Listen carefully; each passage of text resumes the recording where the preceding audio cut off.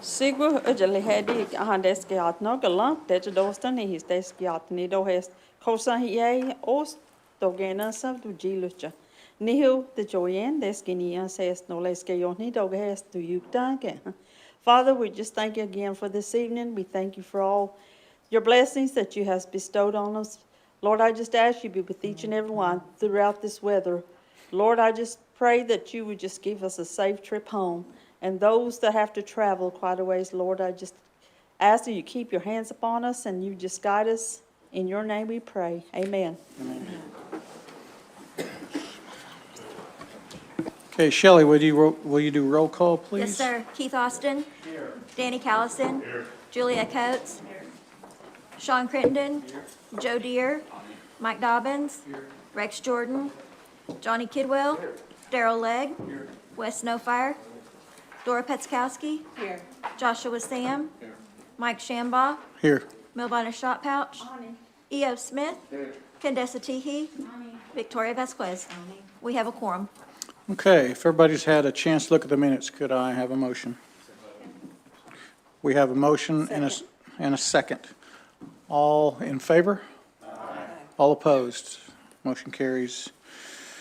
All right, first off, for the State of the Nation address, I want to call up Principal Chief Chuck Hoskin, Jr.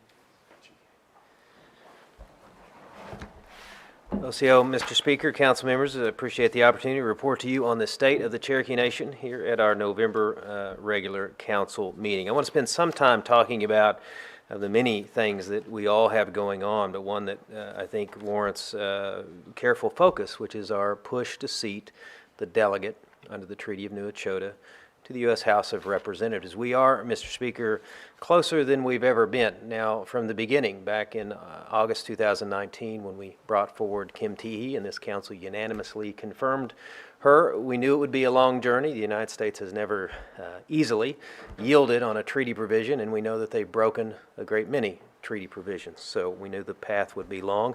Has been long, but here we are, poised to make history on Wednesday as the United States House of Representatives Rules Committee, a very important committee, I might add, in the House of Representatives, will have an initial hearing, the first hearing, and we think the only hearing necessary on the subject of seating Cherokee Nation's delegate. That's Wednesday this week, 9 a.m. Central, 10 a.m. Eastern. It'll be live stream. Remember how we got here? Our ancestors saw the Treaty of New Echota opposed on them in 1835, leading to our forced removal. It included, of course, the delegate provision that the Cherokee Nation shall have a delegate in the United States House of Representatives when Congress shall make provision for the same. We're on the second part of that sentence at this point. We, as the Cherokee people, enshrined that right in our Constitution. It prescribed the manner in which the delegate was to be appointed and confirmed by this council. This council, and I know it's had a change in composition, but I've heard nothing but support from the new council members. This council was unanimous in its confirmation of Kim Teehee at that time. And we've been spending the last few years educating members of Congress on the subject and really building support on a bipartisan basis, whether it's members of Congress from the Democratic Party in the majority presently, or Congressman Mullen, Congressman Cole. We've had a great deal of support and a great deal of curiosity and interest into this issue. There have been a number of issues that have arisen, Mr. Speaker and council members. I want to take a little time to just address some of those because I know that they come up. They range from really thoughtful questions that we need to answer to, let's face it, some of them are borderline absurd, but they still have to be addressed because we're talking about something that's a really serious mission here for all of us, and we have to make sure all of the questions are answered. Some of the more thoughtful concerns relate to this idea of dual representation, that is, that Cherokees may have two bites at the apple with two opportunities to have a member of Congress to vote for that member of Congress. There's two reasons why this is not an issue. The treaty speaks to Cherokee Nation having a delegate in the House of Representatives. And that's unique in the scheme of the House of Representatives. But look, like I told somebody in Washington, D.C. last week, the United States wrote this treaty. We're just here to take them up on the offer. And that's what they wrote. They wrote that the Cherokee Nation shall have the delegate. We, the Cherokee people, have determined how that delegate is to be designated by appointment, confirmation by the council. The second issue is that a delegate, in the modern sense of things, and probably even a historic sense, wouldn't have a vote on the final passage in the House of Representatives. And that's where the real final act and really only act of Congress is. Now, there's a great deal of work and a great deal of influence that can be wielded before then, introducing legislation, voting at committee. But truly, when your member of Congress is taking your voice into that chamber, just as you all do here, it's on that final passage. And so because the delegate does not have that authority, coupled with the fact that it's a representative of the Cherokee Nation, the dual representation issue really is a non-issue, but it's a fair issue to raise, and we've been addressing that, and I expect when I testify on Wednesday that I will address just as I have addressed it with you here. The other issue that gets raised sometimes is whether the Treaty of New Echota, which, by the way, was brought forward in our last treaty with the United States, 1866, whether that belongs exclusively to the Cherokee Nation. This gets raised sometimes. Sometimes it gets raised because people just don't understand. Sometimes people, I think, are trying to drive home a larger point about whether the Cherokee Nation ever ceased to exist and all the nonsense that we hear from time to time about our history. Well, let me be clear. It is exclusively the right of the Cherokee Nation to assert our rights in the Treaty of New Echota, the Treaty of 1866, any of those provisions, including the right to the delegate. So that is an issue that has been raised that will be answered. I expect it may get raised Wednesday. I don't know, but we are prepared to address it and have addressed it before. We have great respect for the two bands of Cherokees that, as we know, the Eastern Band and the United Keetoowah Band of Cherokee Indians in Oklahoma. Neither of those are party to the treaties that we think about when we're talking about this right and a host of other rights. As I say, some of the issues are very thoughtful and certainly required a great deal of thought. Some are kind of at the opposite of the end of thoughtfulness. One argument is that the right to a delegate is somehow null and void because the promise was based on the Cherokee people being forcibly removed, quote, beyond the territorial limits of a state. First of all, the treaty doesn't say this. There is reference in there about we are moving beyond the limits of a state, and we were being forcibly removed. We lost a quarter of our population through death as a result of that. But there's nothing conditioned on us being in a particular place. And think, Mr. Speaker, about taking that argument to its logical conclusion. If you do that, the entire treaty is null and void. If the entire Treaty of 1835 is null and void, there's nothing to bring forward in the Treaty of 1866 when it says that all previous treaties, not inconsistent with our last treaty, are brought forward. Can you imagine the damage to the Cherokee Nation if that seemingly nonsensical argument was actually embraced by the government of the United States? We would be fighting that for so long because it is something that we'd have to stand our ground on. It's an argument that I don't buy. I think it collapses under even mild scrutiny, but it is still, just like every other argument, something we have to consider. And I think we all have to think about these things as we get to what I hope is close to the finish line. Because I think after this hearing, we could see Kim Teehee seated by the end of this year, which would be, I think, a wonderful accomplishment. And it's not a personal accomplishment. And that's the other thing I want to share publicly. This is about the Cherokee Nation. This is about whether our treaty rights are going to be recognized by the United States. We have a great deal of friends on this issue. We have a great deal of supporters. We have a great deal of people that still need to be persuaded, and that's fair. We have some foes, and I think we'll gain some foes. I actually don't think we have any public foes right now in the Congress, but we may gain some as this issue starts to get closer to the finish line. That's to be expected. I think what's important, though, is to the greatest extent possible, we display the kind of unanimity that got us here in the first place. Because, again, a loss on this issue has tremendous ramifications, especially if one of these arguments that somehow the treaty is null and void were to take root in the Congress of the United States. We can't let that happen, but it's certainly worth the effort to see our delegate seated. The other issue that was an important issue last week It's an important issue this week until the case gets decided is the Burkine case in the United States Supreme Court. It was heard last week. I sat in on the oral arguments as I was in D.C. for some other matters, and I don't have a crystal ball on these things, Mr. Speaker, but I think it's going to be a close case in terms of the questions that were asked. But I can tell you this, the legal team that put on the case in favor of the constitutionality of the Indian Child Welfare Act was a superb legal team, and I was very proud of the work that they did. The election cycle has concluded. Obviously, I did not support Governor Stitt's re-election. I don't think there's been any secret about that, but I do wish him well on his second term because a successful governor of the state of Oklahoma means success for Oklahoma, and success for Oklahoma can mean success for Cherokee Nation if leaders will work together. And I look at this as an opportunity to reset and try our best to work together. I think that we owe it to the people we represent to do that, and my pledge is to do that.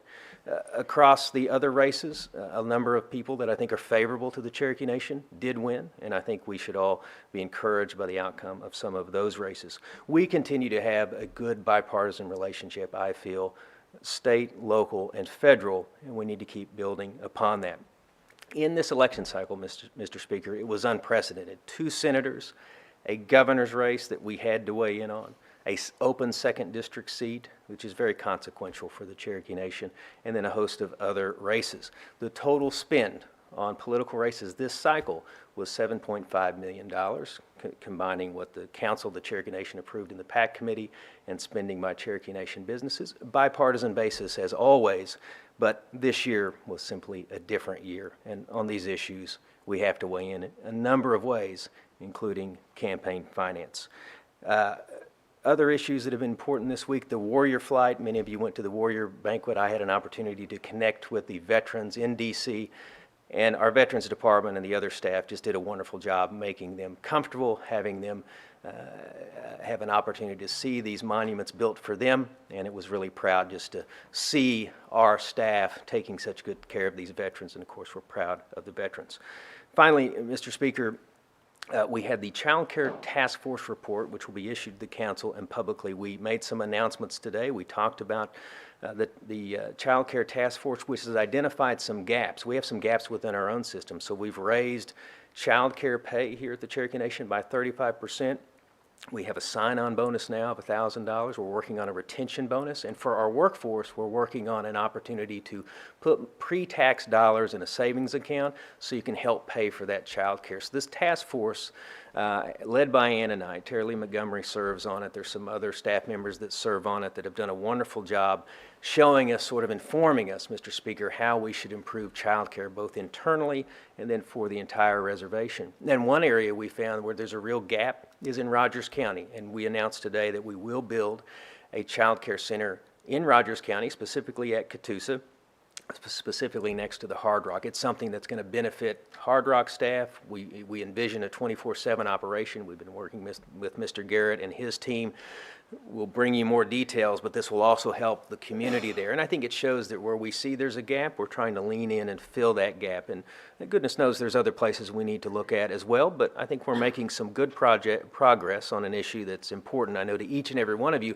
And I know this, Mr. Speaker, because the task force was born of the Verna Thompson Early Childhood Education Act, which this council unanimously approved, and the task force has now given us some homework assignments. We're doing those homework assignments, and I think it's going to mean better care for Cherokee kids across this reservation.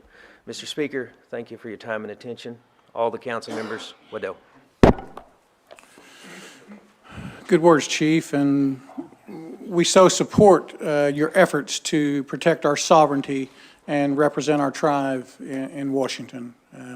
You know, it's been a long road, and you've done your part maybe more so than any other chief before you. You fought hard for us, and we certainly appreciate you. Well, Mr. Speaker, thank you for that. I always carry your support with me, all the council members, as I go about this business. I am remiss, though, Mr. Speaker, we have our royalty here, and we'd like to introduce them if we could take another moment. And so Yes, I'd ask sir. them to come up and introduce themselves.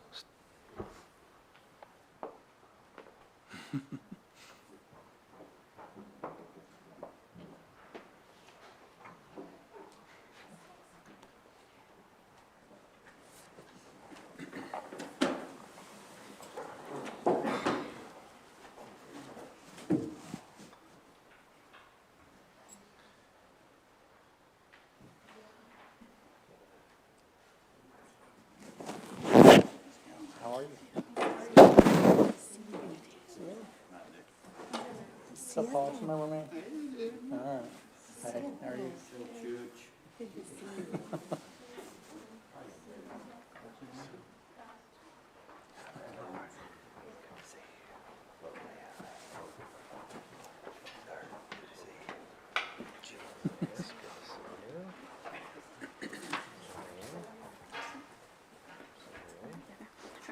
Sianagal, literally Dawadon, Tosco Sabu, Yawade Tieda, Salunagaya, Chinella, Anaweg Agichi, Legio, Aginlisi, Gatio Gaily, Anisahoni, Digiawi, Digalella, Junadella Quasti, NSU, Joine, Gia, Gista Wadi, Ayala, Nudinadega. Well, hello everyone, my name is Lauren Fields.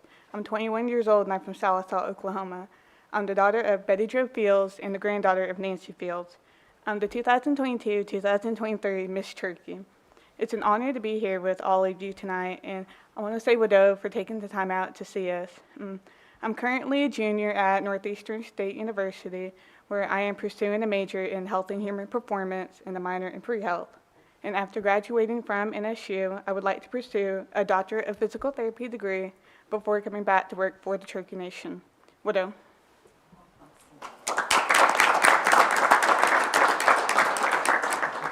Look at that.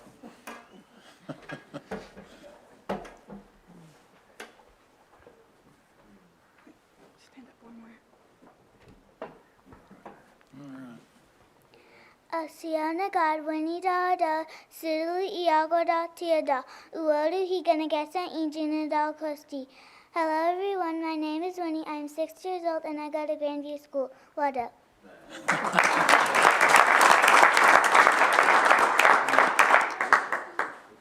Step up one more. Osio, Cross, Dawado. Hello, everybody. My name is Cross Anderson.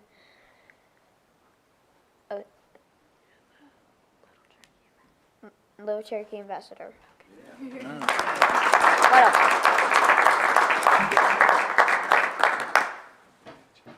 Sionagad, si nosti, tawadon skik. Aladu, yawadetiada, salangea, janela, wachini degadekwaski.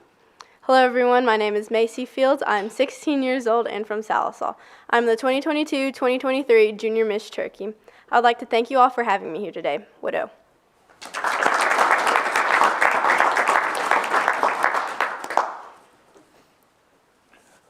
Well, I can tell you it's an honor for the council to have you here today. Thank you. You represent the Cherokee Nation well and yourselves. That's awesome. Exciting. All right, next we have our Cherokee Warrior Veteran Awards.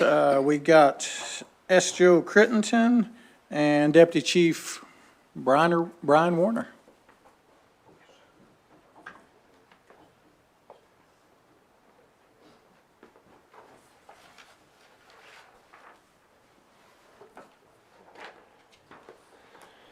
Mr. Speaker, members of the council, it brings me a great honor to be here to present these Warrior Awards. And I would say really quick before we get going that those of you that have been on the Warrior flight and those of you that went this last time, it was my first time to go and to witness the different things that are there. But the special piece of this was how important our veterans felt on those days to be able to spend that time with other veterans.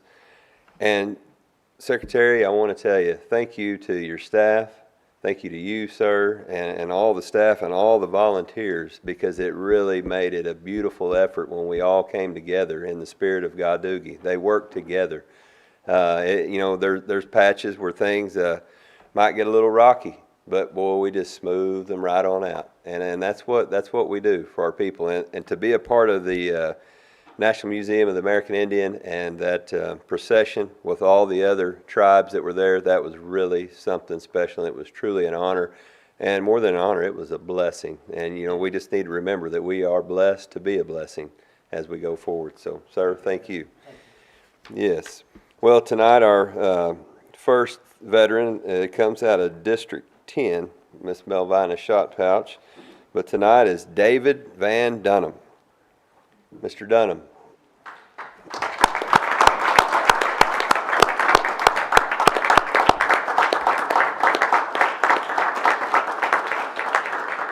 Mr. Dunham was drafted into the Army on September 7th of 1966. He was sent to Fort Bliss, located in El Paso, Texas, for basic training. During his third week of basic training, Mr. Dunham suffered an injury to his leg. As a result of the injury, Mr. Dunham was honorably discharged from the Army.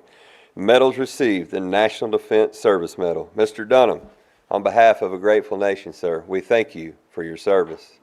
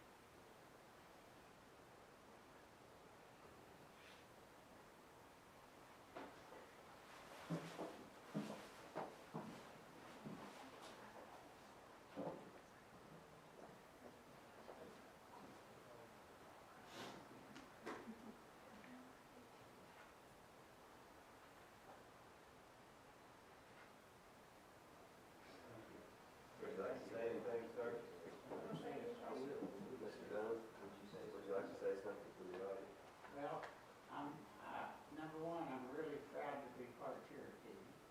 My grandmother was Cherokee. Her name was Van, Muggy May Van. Van was her Cherokee name. My middle name is David, or my name is Van. My name is David Van Dunham, and she insisted on all the grandkids having the name Van. And so there was a bunch of them out there. And I've done research on her and found her family all the way back into Georgia and that part of the world.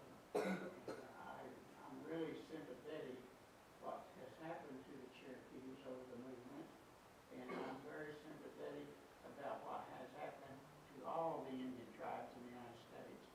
At one time, our natives were the United States, and it's really sad what's happened over all these years. That it's just a very sad story. But I appreciate y'all doing this. I think it's great. I had to have surgery last week or a week ago, 10 days ago, on my ankle, and can't get on. I can't have no weight on it for a while. So anyway, I'm sorry I can't be crippled today. But anyway, I do appreciate all of you. I really do. Thank you.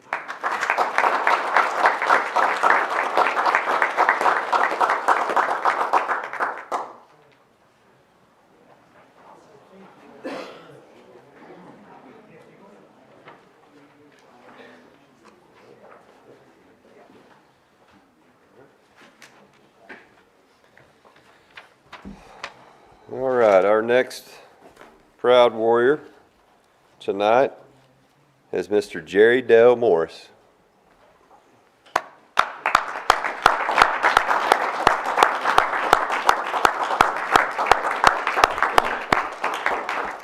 Mr. Morris joined the military on April 5th of 1968. He served in the U.S. Navy and was sent to training at Quonset Point Air National Guard Base in Rhode Island. Mr. Morris' last duty station was to Naval Air Station, Ellison Field, Florida. Mr. Morris was ranked as an E5 and was honorably discharged on February 15th in 1972. Medals Good Conduct Medal, Vietnam Service Medal, Bronze Star, Armed Forces Expeditionary Medal, National Defense Service Medal. Mr. Morris, on behalf of a grateful nation, sir, we thank you for your service to our country.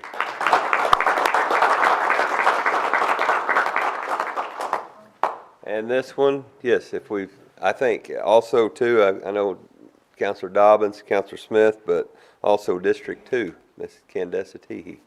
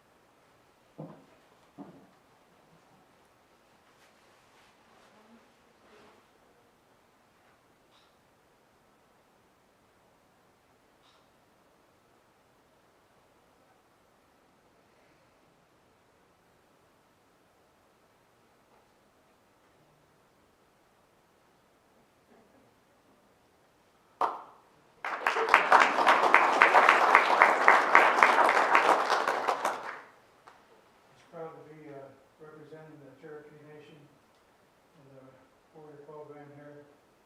I have both my father and my mother were descendants of the Trail of Tears, direct descendants of the Trail of Tears, who came to this part of the country back in the old days in Cheyenne, Oklahoma.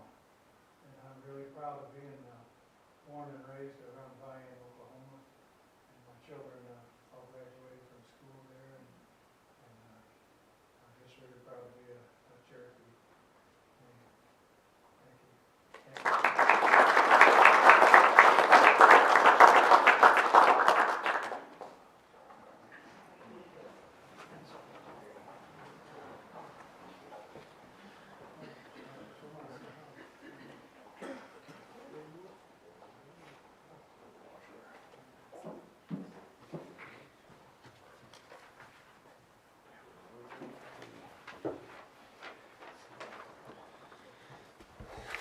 Okay, our next proud warrior veteran is Mr. Ronald Lee Brune.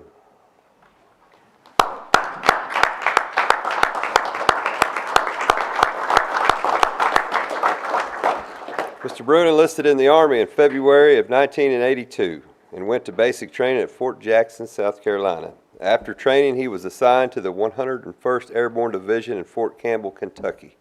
His next duty assignment was the 4th Infantry Division located at Fort Carson, Colorado. Next, Mr. Brune was assigned to the 1st Armored Division in Germany. Then he went on 2 tours with the 2nd Infantry Division in Korea, ROK, and also the 24th Infantry Division at Fort Stewart, Georgia. Mr. Brune was honorably discharged in February of 2002. Medals: Meritorious Service Medal, Army Commendation Medal, Army Achievement Medal, Army Good Conduct Medal, National Defense Service Medal, Non-Commissioned Officer Professional Development Automatic Rifle Bar, Driver and Mechanic Badge with Driver Bar. On behalf of a grateful nation, sir, we thank you for your service to our country.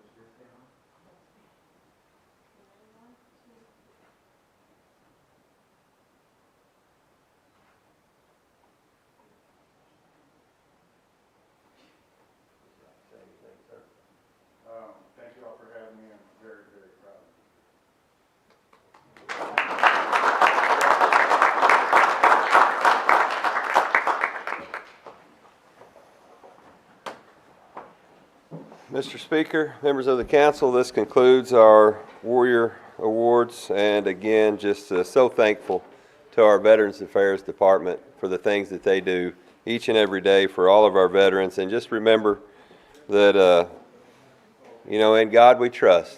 And our prayers are always needed and welcome. So, Watong, thank you.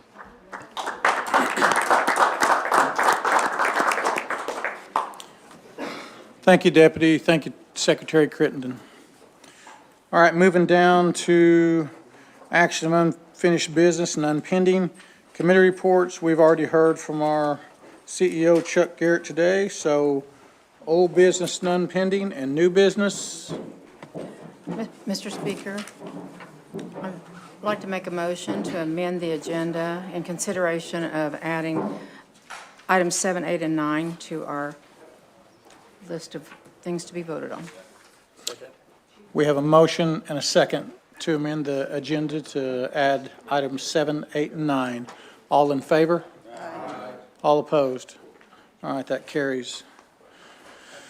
All right, number 1. Dora, would you take that, please? A resolution authorizing Cherokee Nation to become a member of the National Congress of American Indians and to appoint the tribal delegate and alternates.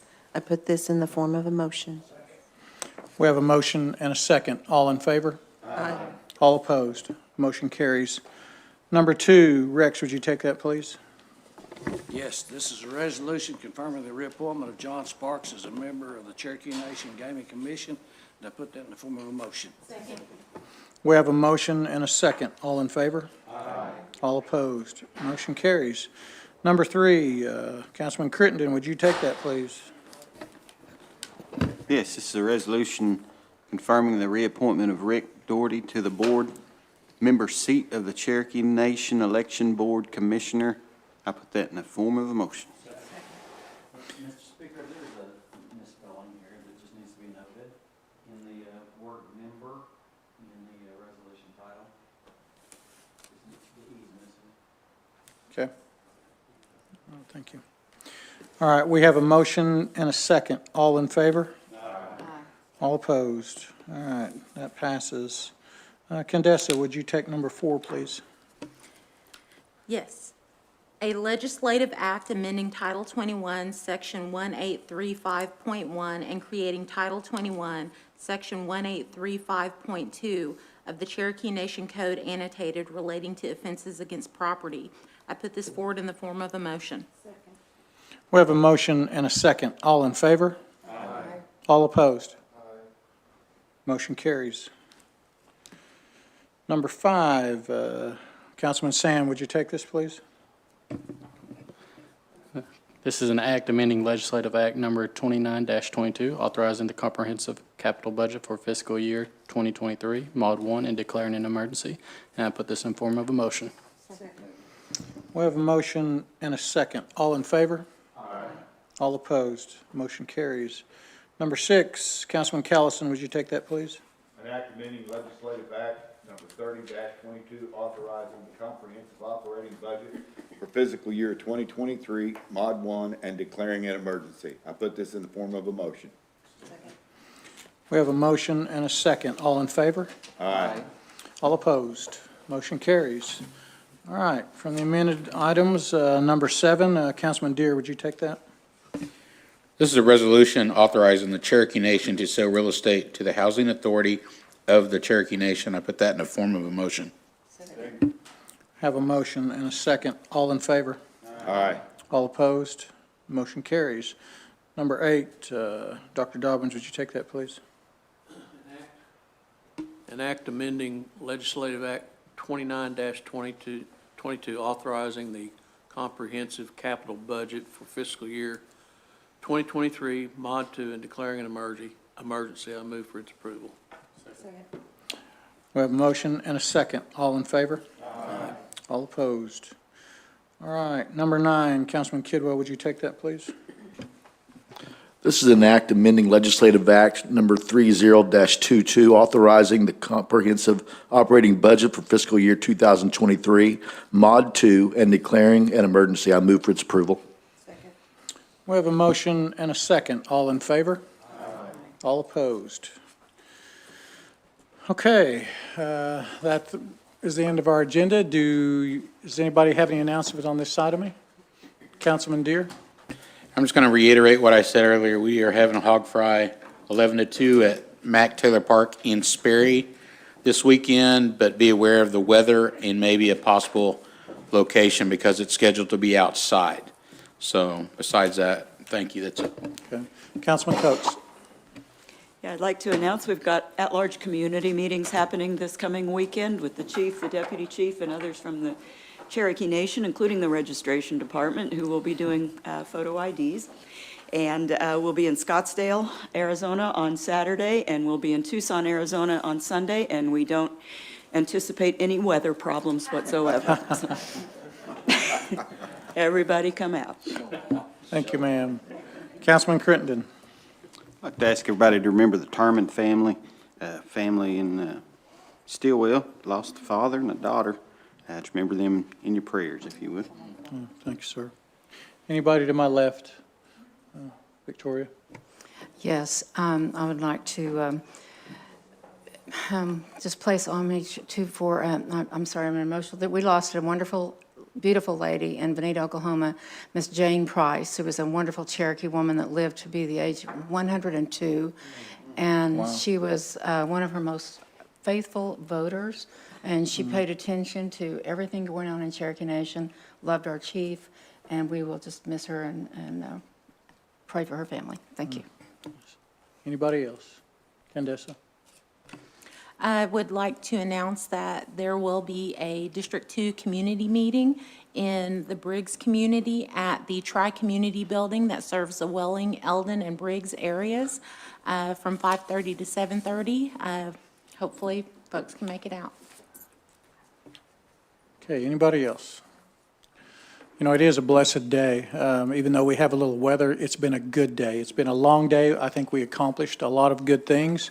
It's good to see our treasurer here and board member from the boss from CMB and our Secretary of State. I don't know who that guy is up there, but he seems to be here all the time. There you go. Well, I would like to say thank you for everybody coming. Please be careful going home tonight, and we need one more motion. Have a motion to adjourn in a second. All in favor? Opposed? We are adjourned.